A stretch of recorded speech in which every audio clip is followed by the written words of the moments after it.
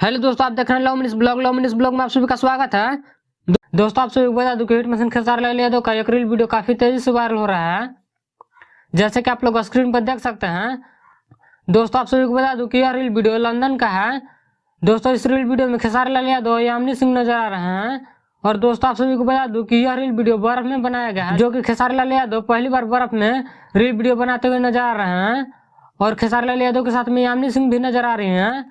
दोस्तों, आप सभी को बता दूं कि यह रील वीडियो बढ़िया बढ़िया लगेला इस सॉन्ग पर बनाया गया है, जो कि काफी बेहतरीन रील वीडियो लग रहा है।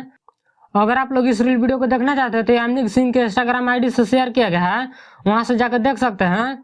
दोस्तों, आप सभी को बता दूं कि यह रील वीडियो काफी तेजी से वायरल हो रहा है। और दोस्तों, आप सभी को बता दूं कि बढ़िया बढ़िया लगेला इस सॉन्ग को लिखे हैं अखिलेश कश्यप और मुकेश यादव, और इस सॉन्ग को खेसारी म्यूजिक वर्ल्ड पर रिलीज किया गया है। अगर आप लोग नहीं देखे हैं तो वहां से जाके एक बार जरूर देखें, जो कि काफी बेहतरीन सॉन्ग है।